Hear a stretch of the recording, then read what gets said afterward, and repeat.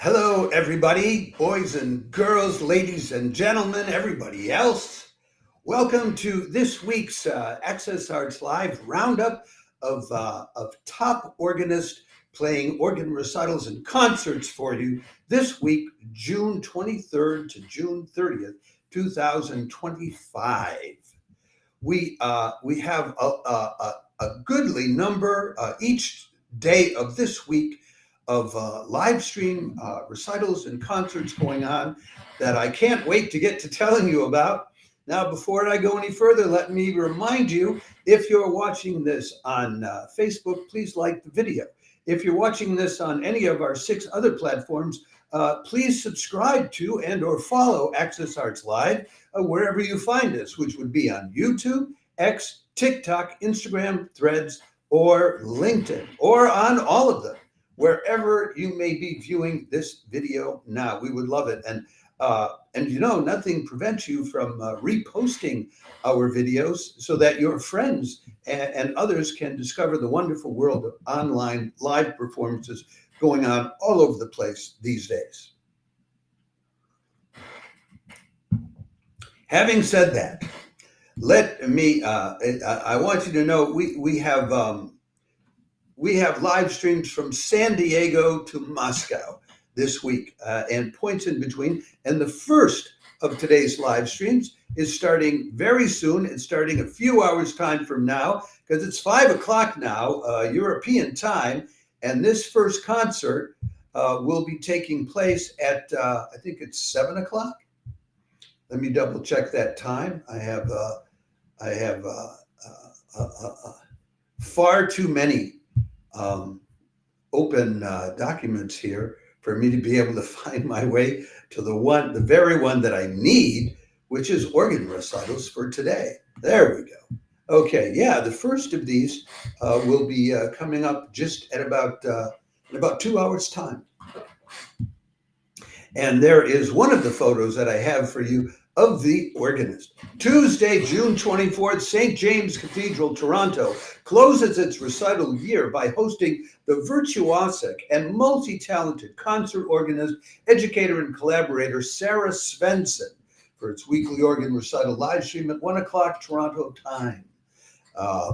There's your photo of Sarah Svendsen, who has been termed greatly virtuosic by the music chronicle La Liberté. She's not only a concert organist and a soloist, she's also she works with other people. She's an educator. She's a clinician. She has a performance a comedy duo which is called Organized Crime. She's performed organ concerts with the Winnipeg Symphony Orchestra. And for the CBC, the Canadian Broadcasting Company. She's artistic director for the Summer Organ Academy of the Royal Canadian College of Organists in Canada. She's a moderator for the Royal Canadian College of Organists Virtual Organ Academy, and she also serves on their National Strategic Planning Committee. She has multiple degrees in organ performance from the University of Toronto and the Yale School of Music, and with all that, she came from a little town in rural Nova Scotia, and now that she's all grown up, she's based in Toronto and tearing up the pea patch. Apparently, I have another photo of her, which is even more charming than the one you've already seen. This is from her website. I encourage you to check out her website because it has all kinds of interesting. Now, honestly, with all the things she's doing, I don't know how you do not have an artistic crush on such a multi-talented, attractive, brimming with creativity and intelligence person and artist. I just don't know how you do that. So my hat's off to it. Unfortunately, St. James Cathedral in Toronto never tells us what they're going to play, so you'll have to. I'll be holding my breath to find out what she'll be playing tonight. We give you the link; it's on YouTube, and I will be trying to tune into it myself. Although I have a live stream of my own to do at exactly that same time, but I'll catch some of it, and you can look for Access Arts Live in the chat box on YouTube for that concert. I'm sure it's going to be a fine concert. The organ there has 87 ranks, 67 speaking stops, 4 manuals over 6 divisions, 5,101 pipes. Its latest rebuild was by L.I. Phelps and Associates about 50 years ago. So it might be ready for renovation. But I think that should be a great recital to tune into to start your week of organ recitals, if that is what your ambition is to do this week. The next live stream that we have after that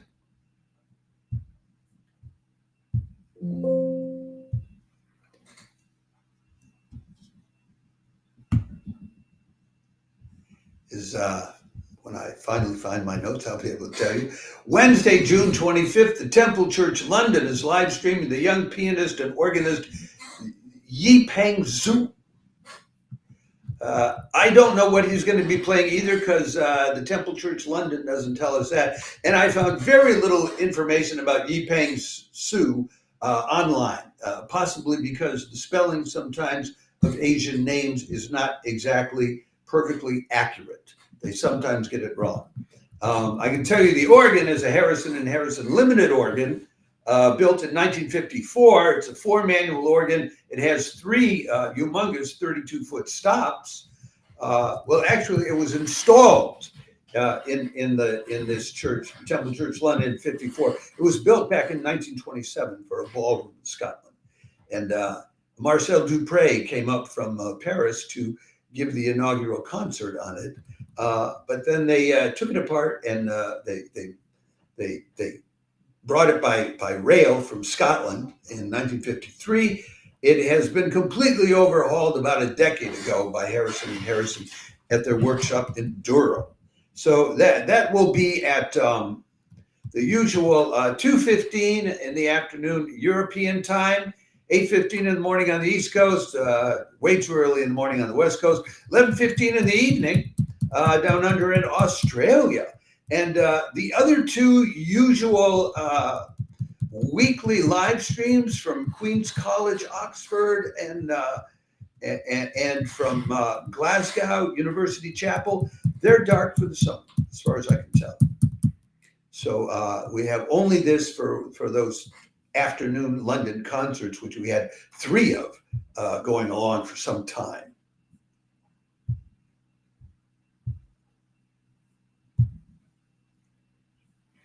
So we move on to a much more mature and exalted organist coming up next on later in the day on Wednesday, coming out of Moscow, Artbene live stream. You know, Artbene has done so much for organ music in Moscow. They helped to raise the money to renovate the Kuhn organ, which is the organ, all sorts of organ concerts, not just organ alone, but organ with other instruments, as is the case in this one that I'm about to tell you about. Wednesday, June 25th at 7 in the evening, European time, organist composer Alexander Udaltsov leads a concert of music by Bach and his circle. Bach, Frescobaldi, Gluck, Muffat, CPE Bach, Handel, for organ, flute, and cello. That'll be at 7 in the evening European time, 8 o'clock in Moscow, 1 in the afternoon on the East Coast, and 10 in the morning on the West Coast. I give you I don't have a lot of information about Udaltsov, but he has a YouTube page, so I'll give you the link to his YouTube page if there's room for it. There are sometimes limitations on how much info we can put in, and when we give you the links and the descriptions of these things. And we give you the organ specs for that Kuhn organ, which was a gift from a Protestant cathedral in Switzerland, which gave the organ to the Roman Catholic Cathedral in Moscow in 2002. That's a whole other long story. Udaltsov, what I can tell you is he's a graduate of the Moscow State Conservatory. He's an avowed disciple of the organist composer Yanchenko. And he was Yanchenko's assistant during Yanchenko's last years from 1995 to 2002. and he thinks the world of him and performed some of his music. I looked up Yanchenko, could not find a lot about him to characterize him as a giant of Russian organ music, but Udaltsov apparently thinks he is. He has Udaltsov is also a member of the Moscow Composers Union. He has compositions for organ, among other things, but he's not going to be playing those today. Today, he, with a flautist and a cellist, he'll be playing music by Frescobaldi, Handel, CPE Bach, Gluck, who was born the same year as CPE Bach. Some examples, Bach's Toccata Adagio and Fugue for organ in C major, BWV 564. Gluck's Melody from the opera Orpheus in an arrangement for flute and organ. Sonata for viola da gamba or cello and organ number 3 in G minor, BWV 1029. Handel's Triple Sonata in D major for flute, cello, and organ, etc. So this is a very sophisticated organ and other music live stream, which I can commend to you if you're either a Bach lover or a Baroque music lover, or if you like these combinations of organ with other instruments, which they so love to do at the Roman Catholic Cathedral in Moscow. So there's Udaltsov for you.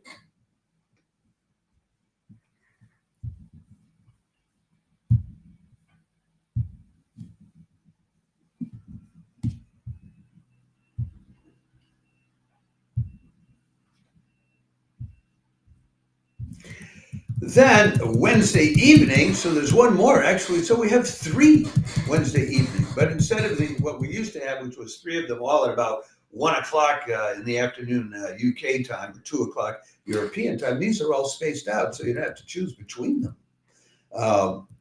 This next one takes us to Massachusetts and that terrific Methuen organ. Wednesday evening, Eastern Daylight Time, June 25th, organist Daniel Brondel, who's the Associate Director of Music at St. Patrick's Cathedral in New York City, plays works by Bach, Brahms, Saint-Saëns, Vierne, Duruflé, and more on the Methuen Memorial Great Organ.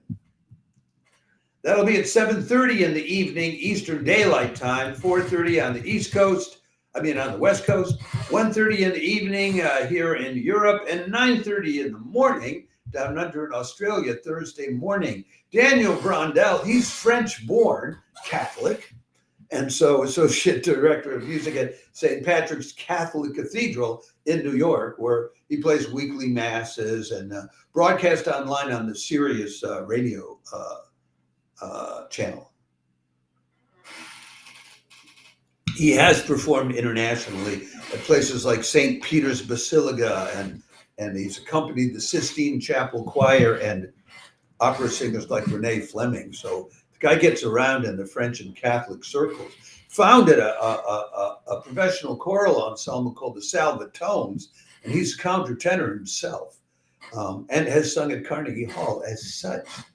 He has one album out, The Glory of the Organ, which was recorded at St. Patrick's Cathedral. And he's a graduate of the Eastman School of Music. What will he be playing? Well, he'll be playing some Bach and Brahms, as I told you. Bach's Toccata and Fugue in D minor, BWV 565. Brahms' Hungarian Dance number 5 in F sharp minor. Well, there's a lively Brahms to play on the organ. And then a lot of stuff out of what is sometimes referred to as the silver French tradition of organ music, as distinct from the Bach, the Bach and Baroque golden era of music. So he'll a mass for the convents. He plays the offertory from the mass for the nuns. I think it means by Couperin. The Appearance of the Eternal Church by Olivier Messiaen. 24 pieces of fantasy, the Westminster Carillon from that collection by Louis Vierne. Then after a break, he comes back and played Barber's Adagio for strings, Saint-Saëns' Symphony number 3, the Poco Adagio. which I think is the ba-da-dee-dee-dee-dee. That organ symphony always kills me. I just love it. And he'll finish up with Maurice Durouflé's suite, the toccata from his suite, Opus 5. So a fine, very full, not just an organ recital, but an organ concert. The organ itself is an Aeolian Skinner, Opus 1103 from 1947, and was re-regulated in the last 4 years under the direction of Frederick A. MacArthur. It has 4 manuals, 5 divisions, 86 stops, 116 ranks, and 6,088 pipes. And the Methuen Memorial Hall was built to suit the organ and not vice versa. So that, I think, will be a very fine concert for real organ lovers.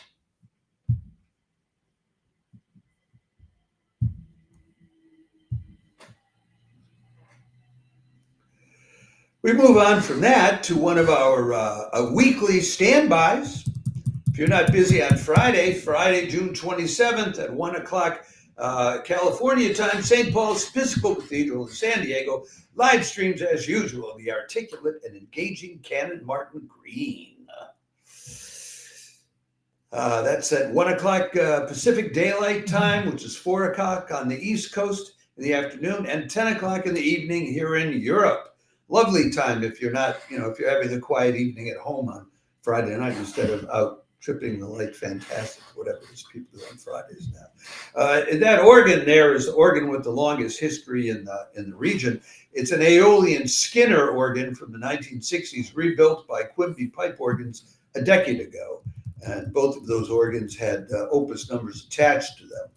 It has 4 manuals, 98 stops, 86 ranks, 115 draw knobs, 4,933 pipes. John, why are you talking about the organ instead of telling us what he's going to be playing? Because Canon Brian never tells us what he's going to be playing, but I guarantee you he always has an interesting selection of traditional and sometimes more contemporary music, balancing it between European composers and American composers. And he is able to give you these lovely explanations of why he's playing certain pieces and what he thinks is interesting about them musically without leaving you behind in a cloud of musicological dust. So chapeau, my hat's off to Canon Martin Green. It's always a lovely live stream on his part.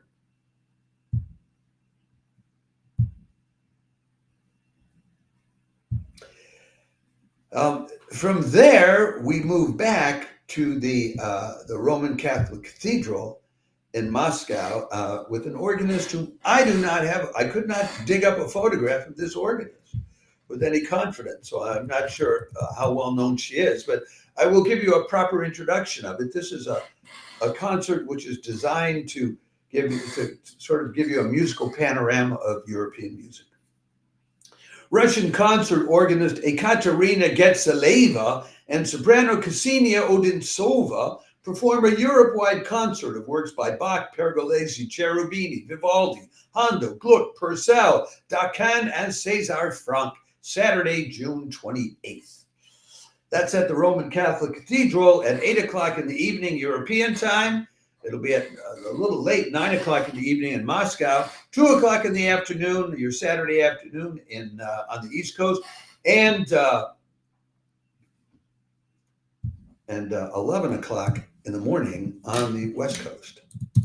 And I think we have a typo in the links we published for you, but I hope you'll all figure it out.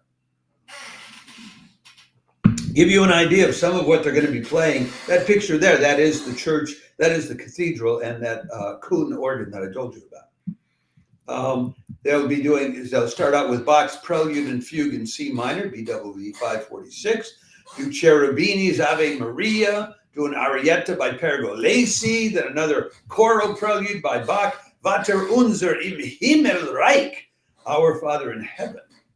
And then an aria by Bach, Bist du bei mir, Be with me, which kind of reminds me of that old big band standard, Bei mir bist du schön, etc., etc. Then some Vivaldi, some Louis-Claude Dacan's Noel number 6, Larissa's Minuet from Gluck's opera The Triumph of Clélia, Handel's Cleopatra's aria from his opera Julius Caesar in Egypt, and they'll finish it up with the grand finale, will be the Fairy Queen's aria from Purcell's The Fairy Queen. You know, when I was at university, I specialized in epic literature, and I read the entire Fairy Queen, which is the longest piece of literature in the English language. So if you really want a challenge, try reading the Fairy Queen. The only thing I remember about it is the figure of justice, which was like this robot, this mechanical robot, which went ravaging across the country to punish evildoers. And the last of the concerts that we have to tell you about for this week is another one of our weekly concerts by it's a really masterful organist, and it's a wonderful, very interesting piece. Sunday, June 29th, St. Eustache Church in Paris live streams a resident organist, Baptiste-Florian Marle-Ouvrard, playing Julius Reubke's Sonata on Psalm 94. That'll be at 5 o'clock in the afternoon in Paris. That's their usual time. 11 in the morning on the East Coast, 8 in the morning on the West Coast. These are all fine times for a Sunday morning live stream. Baptiste-Florian Marle-Ouvrard is a top organist, and he is a showman. I know this partly by the fact that he wears red socks when he performs.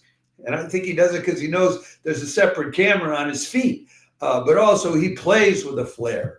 And he's one of the two resident organists there, along with Thomas Hospital. They've been there since 2015, when they both were the winners of a contest to see who would replace the former, the long-time organist there, the near legendary,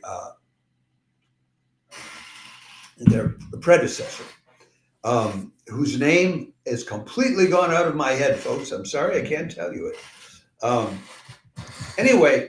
The piece this piece that he's playing by Julius Reubke, the Sonata on the Psalm 94 in C minor, this is what I want to tell you about, and well, because I think it's worth knowing about, and it might give you a reason for tuning into it. You know, there are always stories behind this music. To be a composer is such a life's work. And there's the young Julius Reubke, who never became an old Julius Reubke. He lived from 1835 to 1858.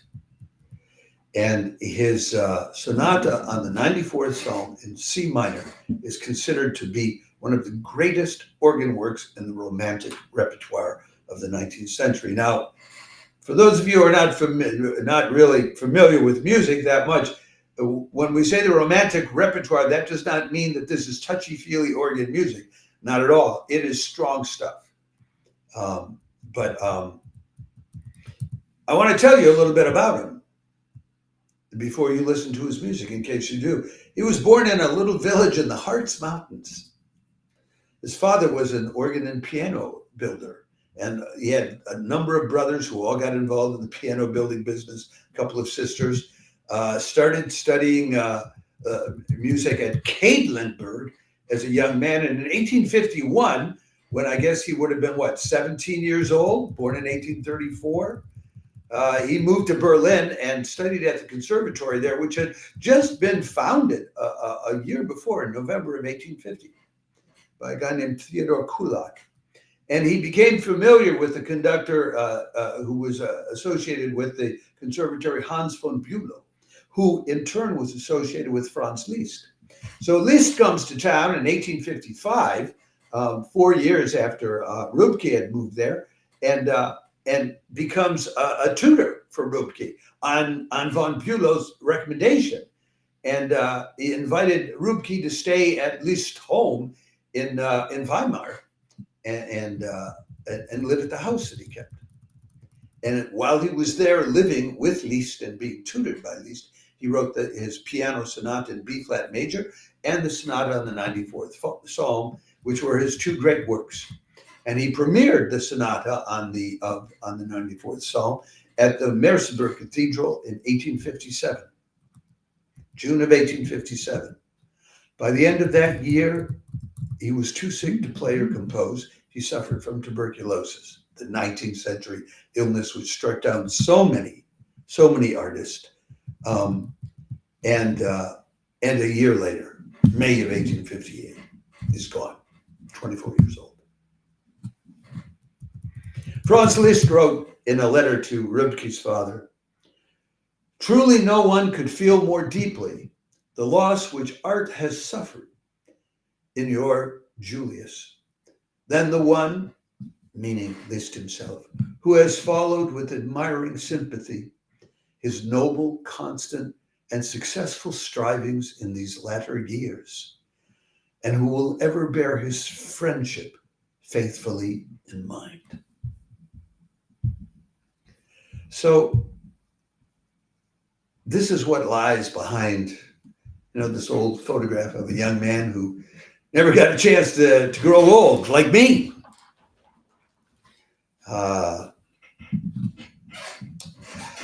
I hope that someone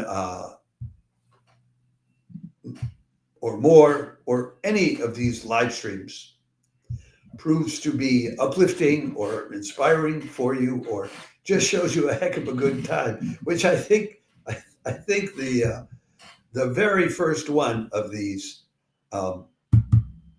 is very likely to do.